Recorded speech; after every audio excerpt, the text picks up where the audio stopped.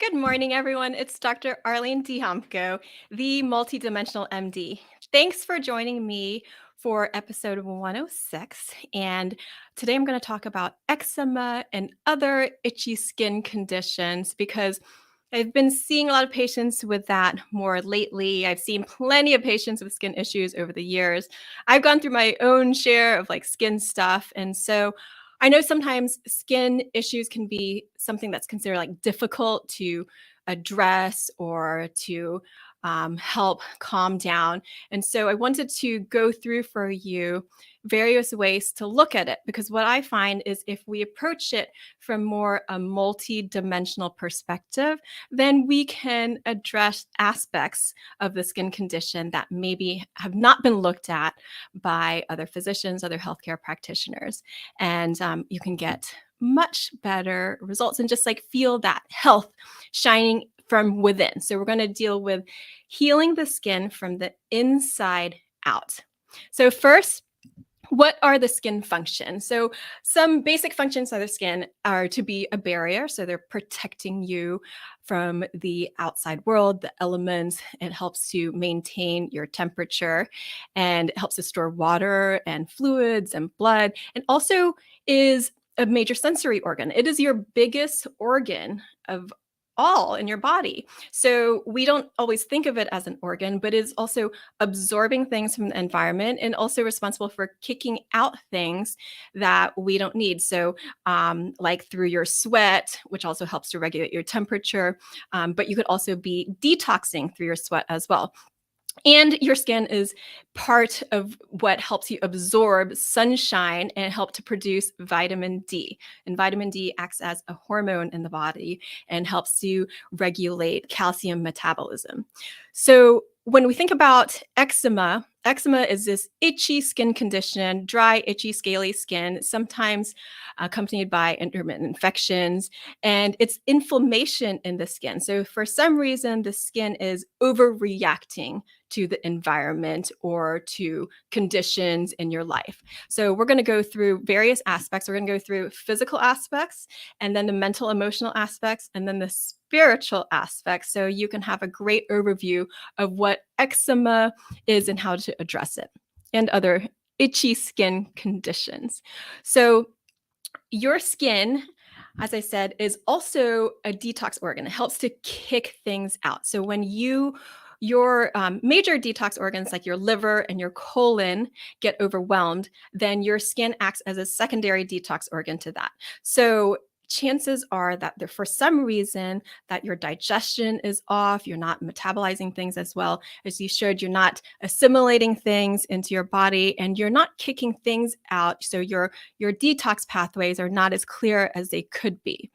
And so what you can do is to address the liver, address the digestion. With the liver, what I'll commonly suggest for people to do is to take things to support the liver. So that can range from dandelion to milk thistle to NAC to doing castor oil liver packs. And exactly what I recommend will really depend on the patient because everyone's individual. Not everybody needs the same things. Sometimes you need something very gentle like a castor oil liver pack, and that can be hugely beneficial. I've seen so many people just clear up their livers just by doing regular castor oil liver packs. And that's something I'm going to talk about in more detail another day. But in terms of addressing the digestion, you can do that in multiple ways.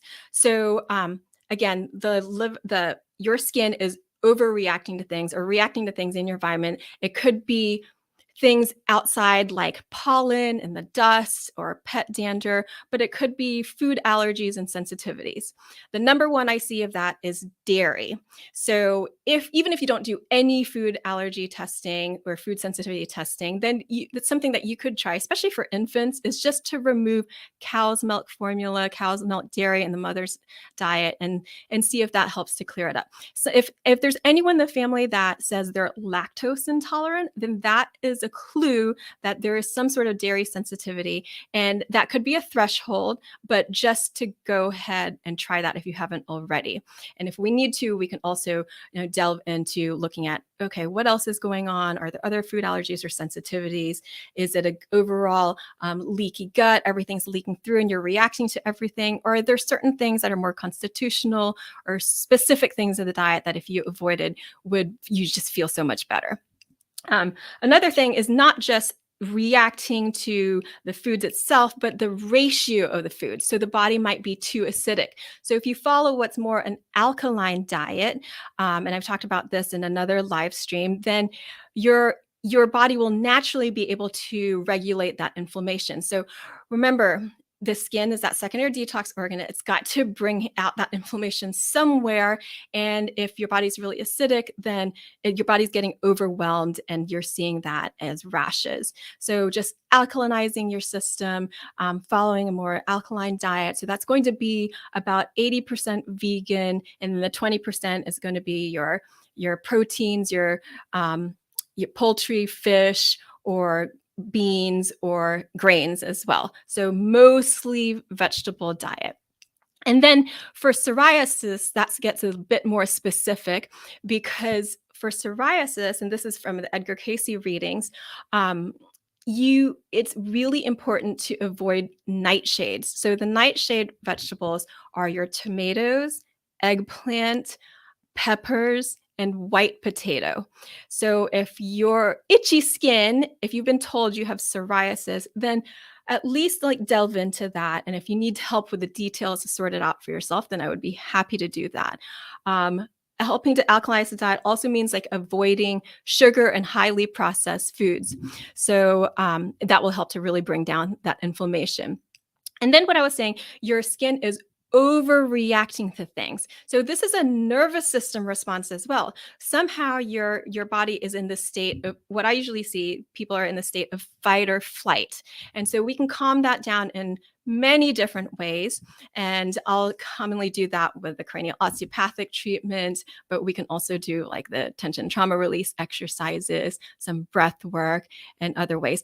Often what I find is like when people are really overwhelmed, it's hard for them to like jump right into meditation and breath work. And it helps to just do like a big sweep through and reset that nervous system overall so that they can maintain their health in a better way than having to like dig themselves out of it all by themselves.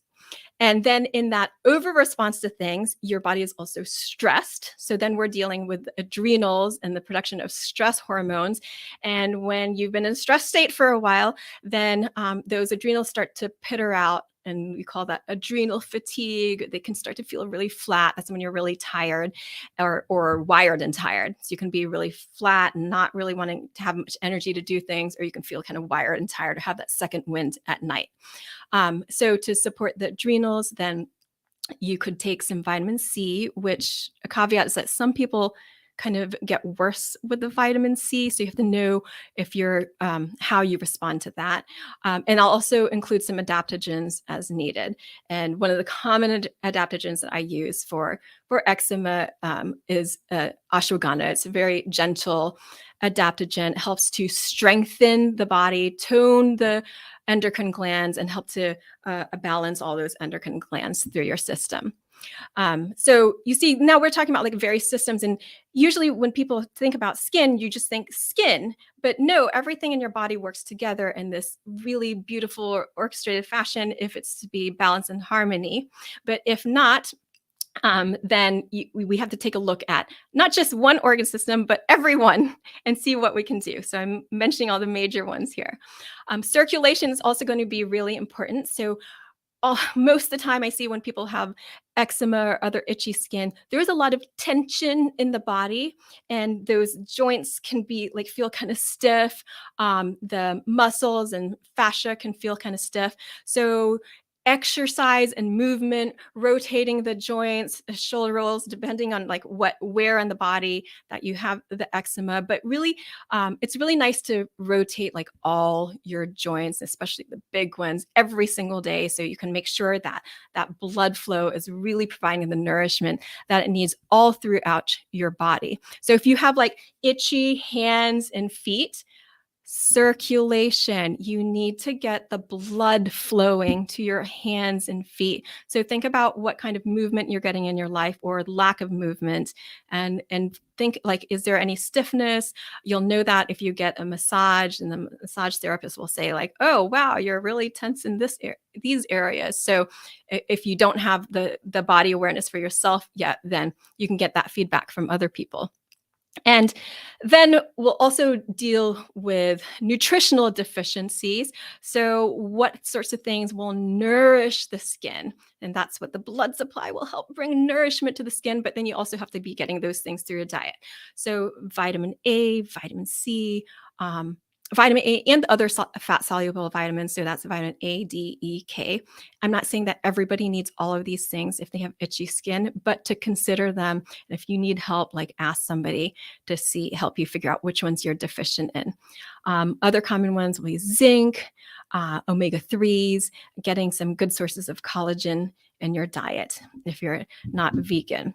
And so you can start to see like how we are healing the skin from the inside out. And then because the skin also absorbs things topically, to just make sure that you're not putting anything on your skin that really you wouldn't eat. So if you feel like it would be too toxic to eat, then it might just consider if it's too toxic to put on your skin, because your skin drinks up things from the environment. So then that, oh, I'm sorry, I'm just reading this comment here. I've been having an itch on both of my forearms for the last 6 months or so. It comes and goes, but there aren't any visible spots or bumps. Okay, just started the castor oil liver pack. Awesome. So, yes, keep listening to these other layers that I'm going to be talking about in case that there are things that you haven't addressed yet in your life. And this is stuff I love to help people tweak, to get it like kind of fine tune it for them, because healing doesn't always have to be hard. Sometimes you just have to do some small things consistently to give that love to yourself and to your body, mind, spirit, so that you can enter like that flow state and that path of ease, and your body heals itself. So, what are these mental, emotional aspects? Okay, what does your skin represent? Remember, it's that barrier to the world. It also is kind of like your connection to the world and connecting to other people. And if you have rashes and things on your outer layer, this outer layer is also like an armor of sorts. So if it's really thickened, like psoriasis, then it could be you kind of shelling up and like hiding from the world. And that itchiness is that not being comfortable in your own skin. So you really have to dig deep and consider this. And I've done this many times in my life because we have eczema and psoriasis that run in the family. And so periodically I've had like my own skin issues that I've had to address. And so you do have to be honest with yourself and consider like, how am I not comfortable in my own skin? Or how am I not being myself? Or often with eczema, psoriasis kind of conditions, I can see that people also tend to be helpers, and maybe they might be trying to control their lives or situations by over helping. So you see there's that barrier boundary issue. So how are you maybe over giving and not taking care of yourself enough so that you're running yourself low on, like, just running yourself completely dry and running out of steam, giving up your energy. So how can you have better boundaries in a very loving way for yourself and other people? Um, and you can also consider like that, what I was talking about, that comfort with your own skin. There tends to be this aspect of perfectionism or fear of failure. So that creates a lot of stress in your life because if you feel like there's a way you should be when you're not that way, then you feel like there's something wrong with you. So you start to see like this mind body connection. And the more we talk about it, then maybe the more self awareness you can have. And that self awareness is so healing because then you get to hear yourself, see yourself, and your skin is trying to send you those messages. You know how people commonly they might start to itch when they're stressed, or I mean, this has happened to me before when I was studying for the exams, and then all of a sudden you just like feel like you're itchy, and it's just that distraction that you can't you for some reason you're having a difficult time like dealing with whatever your situation is at that moment. And then that skin helps to protect you, so it helps to take your mind off of what you're dealing with, but then it's also a form of self-harm because if you scratch, sometimes they describe eczema as the itch that rashes. So if you're scratching and then develops a rash, you can see how it's not it's kind of self-harm in a way. So you have to back up, just pause and listen, and it takes some courage because sometimes there might be aspects of yourself, those shadow sides of yourself that you don't want to see or deal with. But if you do and you breathe them in and you accept yourself as you are, then you will just keep going, and you'll get to the light of your soul. But there can be, uh-oh, well, I lost you. Okay, there you go. But it can feel difficult to do that because there's so many layers that you need to go through sometimes. And but all of that shadow side are just potential gifts and aspects of yourself that if you looked at them in a different way, you can start to access these sides of you that can help you heal. Um, and EFT tapping is so great at helping just shift some of those mental constructs. So that perfectionism, fear of failure. Maybe I'll do, just for the sake of time, I'm not going to go through a whole EFT tapping right now, but maybe I'll upload a short video for an EFT tapping for like eczema and itchy skin. You can follow that. So just check later. I'll include the link in the comments if I do that. Oh, a neat story I had this week was I saw this boy, and also just with the itchy skin, so many people dealing with it. And he said he had enough self awareness that he said that he felt like I feel like my best me is in a cage. And I thought that was so interesting because he had some all this tension in his body, and I'll tell you more about that in spirit of like why certain tensions might be there. Um, and so after the osteopathic treatment, we go reset the nervous system, got a lot of the tension out, and then he said, "I feel like the best me is about to be unleashed." And I thought that was so amazing because I was like, yes, that's so true. Because it's like we completely took the cage away and he feels free to be himself. So I don't know, of course, the end of that story yet, but just that one comment was already enough. You know that things can shift quite quickly if you are aware and if you address those layers that are just screaming at you to look at, like, look at me, help myself. So you can do that. So the last thing is I talk about the spiritual aspects of eczema. Um, so one of the ways to look at that is, well, I think about the circulation and how if you have itchy hands and feet, you're not getting that circulation with that blood flow and nourishment to those areas. But I also think about the circulation as those messages from your heart center being able to go emanate all throughout your body, all through your field. So then I consider, are there aspects of you or even like physical areas of your body that aren't getting this loving heart message from your soul? So feel that and consider that. And the answer to that is so easy. Well, let it emanate. Let all your love out for yourself, for other people. Um, and I also see that sometimes when people come into the world, um, through their birth, they can have a difficult or stressful birth, whether the mother, the baby, the newborn, or there were other situations around it that made the birth stressful. So it is a really hard process to take a soul and then squish it into a physical body.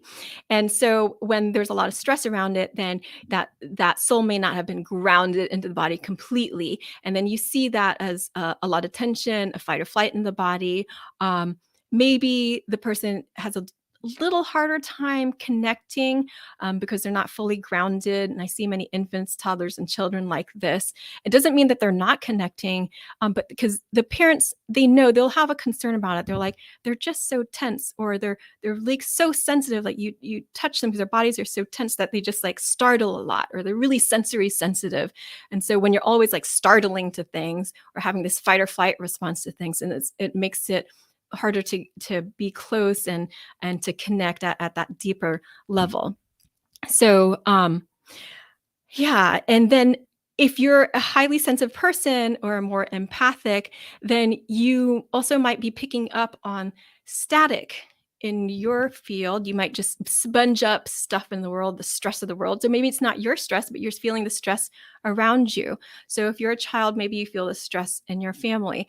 And when I see kids, and kids with rashes, I see they tend to do better if the families are more balanced and very loving. And all the families that I see, they love their kids so much.